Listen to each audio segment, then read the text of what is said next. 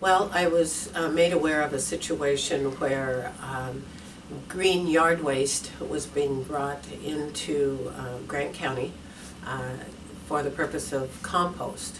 And I know that the composting process takes time, and that the ending material, the compost material, is used by a lot of farmers and orchardists to enhance their field productivity and some of the minerals in the fields. So it's a process that people want to have happen. However, the yard waste was coming from an area that was under quarantine because of potential pests that could be contained in the yard waste. And so I did some research and found out that the company that was doing the compost had done all the due diligence, gotten their certificate and gotten their permission from the county, but the county and even Department of Ecology did not look into effects that this compost material would have on surrounding areas and the crops that are being grown, specifically trees, fruit trees and apples.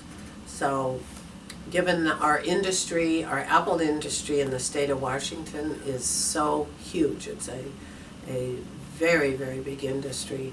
I think $30 million and more per year is exported and worth of apples. So didn't want to run the risk of impacting the apple industry and other tree fruit industries. So wanted a chance to give the Department of Agriculture a chance to work with the siting of these facilities, and also give the Department of Health, ultimately, the local Department of Health is the ultimate authority, but to work with the Department of Ag.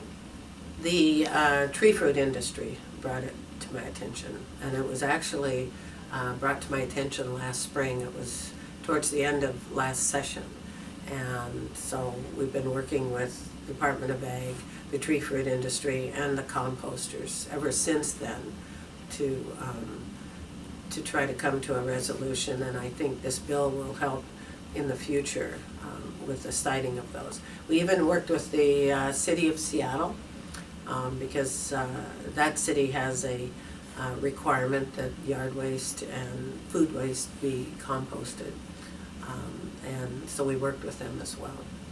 Well, there's some concerns out there, and it'll be interesting to see how the House committee deals with it. But concerns from not only the composting industry, but the haulers, the transport companies, the garbage companies, and we worked with them to take care of some of their concerns. So I think that's why it's nice to have this two-part process, to have it go through one house and then have to go through the other before the bill was passed. So I'm anxious to hear if there's any more concerns, but we did try to meet the concerns through our striking amendment. The department is able now with this bill to be more involved in the siting, and I think it'll work out that it'll be a success for all parties. But we just needed that ability for the department to look at it while those facilities were being sited.